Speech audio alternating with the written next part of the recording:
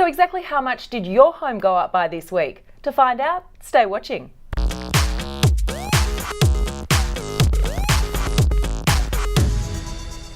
Hello and welcome to Clearance Rate, a full wrap of the nation's residential property sales over the last week.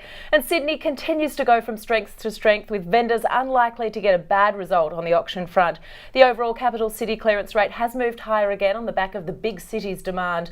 Fear though that prices in the harbour capital may cause a bubble have crept back into buyers' minds, but the banking industry is rejecting those claims, saying of course we're not in a bubble yet and we're not likely to get in one. In fact, according to the Australian Bankers Association, housing has actually become more affordable. Not at these prices, you might be thinking, but you have to remember that money is at its cheapest right now. I'm talking about those record low interest rates. Don't be fooled by prices, because the money you are borrowing is at its cheapest right now. So to talk us through this week's data, New South Wales real estate editor Tim McIntyre. Tim, stellar performance across the board again this week, especially Sydney and Melbourne.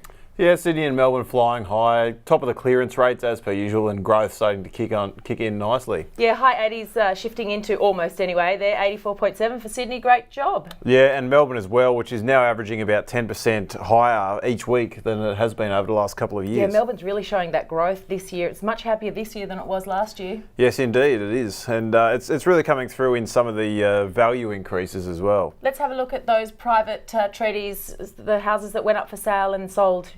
Well, once again, the Sydney median a long way ahead, but you know, Melbourne just behind Perth now, as Perth continues downwards and Melbourne is on the grow.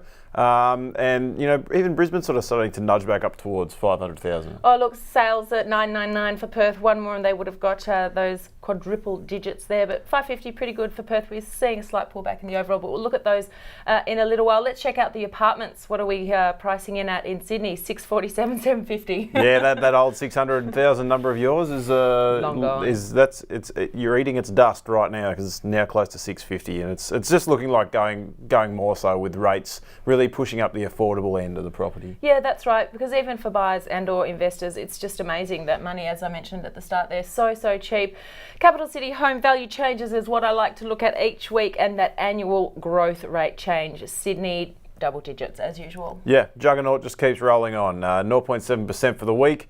Even after every previous week of growth that we've had over the last 2 years, it's still doing it. And we just keep our eye on Perth, because we know that there is that big stabilisation in the market there because of that minerals boom pullback.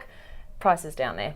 Yeah, Perth coming down below, definitely losses in real terms. So they're going well down into their trough cycle now, and we'll expect that to bottom out in the next couple of years. All right. Well, each week, of course, we look into a property and are deeply concerned about how much it costs for a dump.